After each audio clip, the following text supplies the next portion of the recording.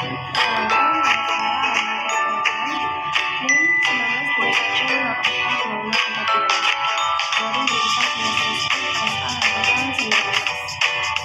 Dari saya akan menjelaskan materi tentang imageri dalam olahraga. Langsung saja kita rasakannya. Definisi imageri. Imageri sering disebut dengan guilt imageri, visualization, latihan mental, atau self-hypnosis. Imageri adalah teknik yang biasa digunakan oleh psikolog olahraga untuk membantu seseorang memvisualisasikan atau melatih mental berkaitan dengan kegiatan yang akan dilakukan. Imageri dapat dalam kehidupan nyata dapat memicu reaksi emosional dan psikologis. Dalam konteks olahraga, imageri digunakan untuk membantu olahragawan membuat visualisasi yang lebih nyata berkaitan dengan pertandingan atau kompetisi yang akan dijalani. Yang pertama, menurut Sigit D. Gunarsa, visualisasi atau imageri adalah daya pikir untuk membayangkan, menghayalkan, atau menciptakan gambaran atau kejadian dalam pikiran. Yang kedua, Risharson, imageri is able to make a distinctive contribution to performance in objective scope tasks and thus are normally characteristic as the of special ability. Artinya, imageri mampu memberikan kontribusi tersendiri terhadap kinerja dalam tugas yang implisit secara objektif, dan ini biasanya ditandai dengan tes kemampuan sosial.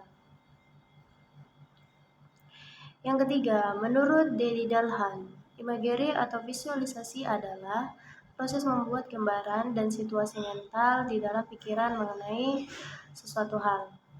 Yang keempat, M. Yunus SB, imageri atau visualisasi adalah membayangkan dengan sungguh-sungguh seperti kejadian yang sebenarnya, serta dapat memberi efek fisiologis dan psikologis yang nyata.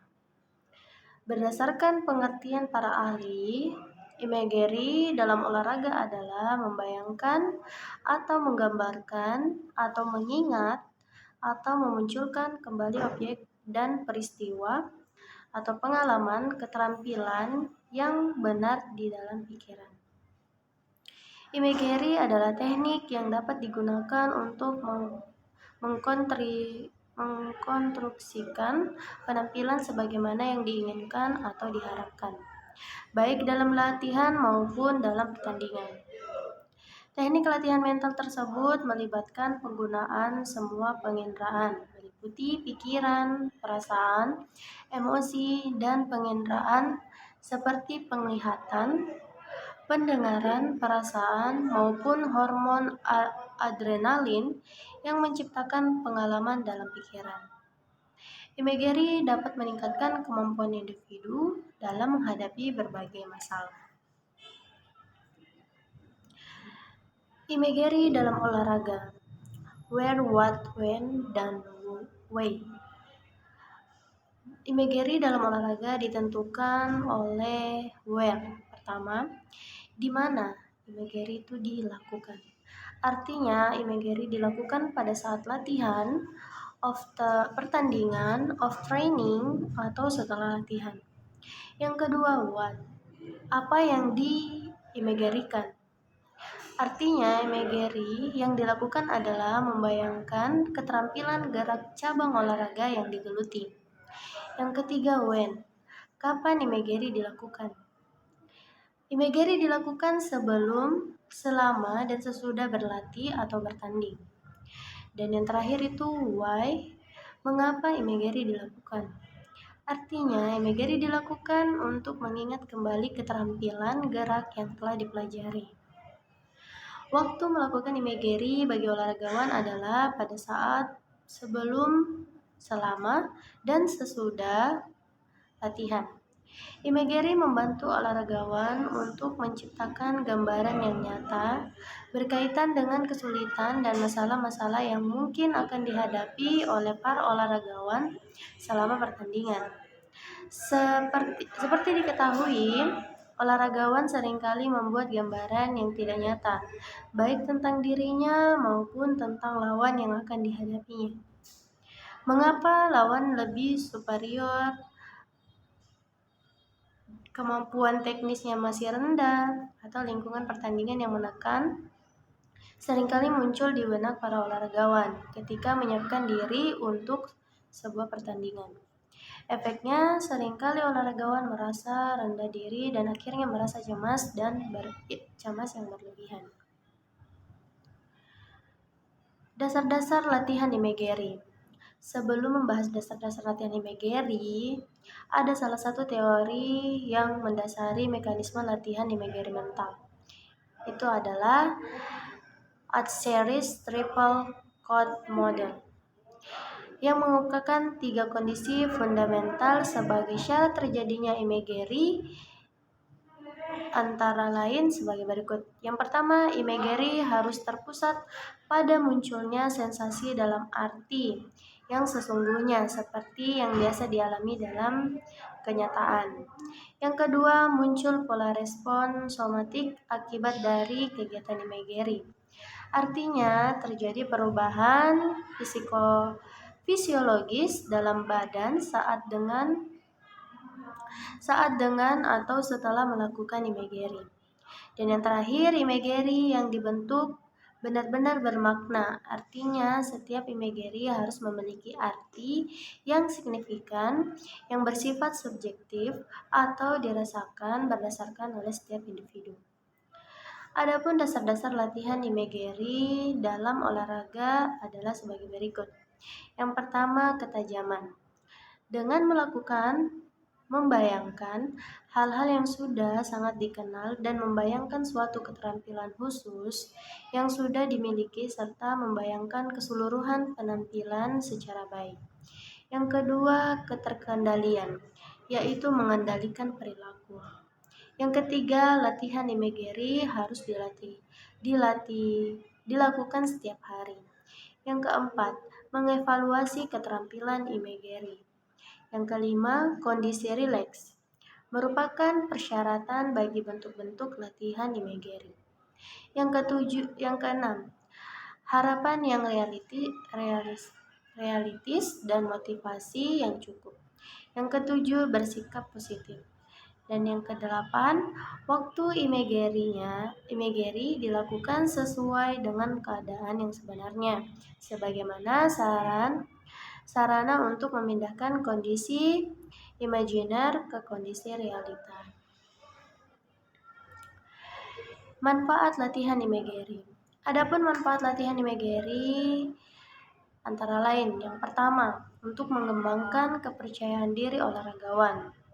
Kepercayaan diri merupakan keyakinan akan kemampuan olahragawan untuk dapat sukses dalam mencapai tujuannya.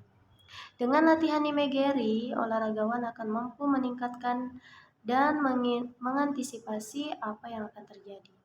Jika sukses dalam latihan mental imagery, maka akan semakin yakin pada kemampuannya, dan peningkatan ini dapat meningkatkan kepercayaan diri. Yang kedua, untuk mengembangkan strategi berkompetisi dan kompetisi. Olahragawan diajari untuk memahami situasi baru sebelum turun di gelanggang yang sebenarnya, sehingga apa yang akan terjadi dapat diantisipasi oleh olahragawan. Dan dengan antisipasi ini mudah melakukan adaptasi terhadap berbagai kemungkinan hal yang terjadi. Belajar untuk mempertahankan perasaan tenang di bawah tekanan sehingga emosi dapat dikendalikan secara konstruktif. Yang ketiga, membantu olahragawan memfokuskan perhatian atau konsentrasinya pada suatu bentuk keterampilan tertentu yang sedang dilatihnya.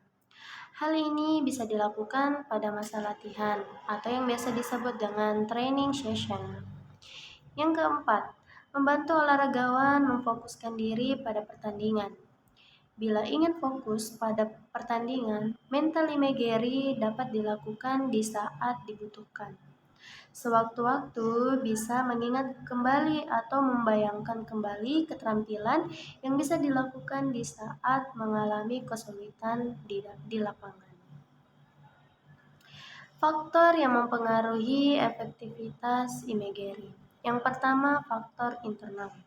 Faktor internal adalah faktor yang bersumber dari individu yang melakukan imagery. Kemampuan imagery adalah kemampuan untuk membayangkan performa gerak.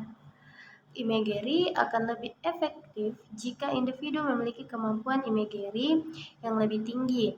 Artinya, apabila olahragawan dapat meningkatkan ketajaman dan kemampuan mengendalikan image-nya, maka performernya akan meningkat pula. Tetapi tingkat keterampilan olahragawan juga mempengaruhi keberhasilan imagery. Sehingga dapat disimpulkan bahwa kemampuan imagery dan tingkat keterampilan olahragawan dapat mempengaruhi performernya. Yang kedua, faktor eksternal. Faktor eksternal berupa kondisi atau lingkungan di luar individu.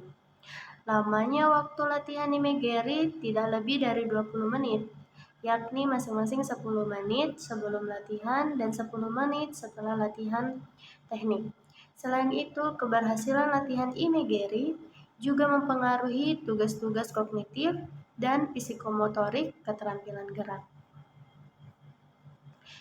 Pengembangan program latihan imagery. Secara umum, program latihan imagery dibangun oleh 4 tahapan proses, yakni tahapan pemahaman, pengukuran, latihan imagery dasar, dan latihan imagery sebenarnya. Tahapan pemahaman. Tahapan ini sangat penting karena latihan imagery hanya akan berhasil apabila meyakininya. Oleh sebab itu, perlu diberikan pemahaman tentang pentingnya latihan imagery dalam penguasaan keterampilan, gerak, teknik pengembangan aspek psikologis, dan peningkatan prestasi. Yang kedua, tahapan pengukuran.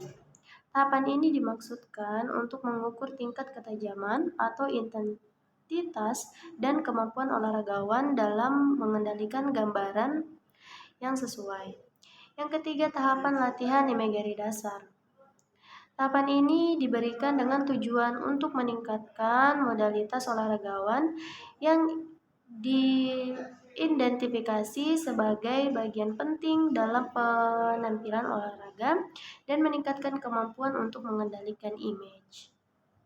Yang keempat, tahapan latihan imagery sebenarnya.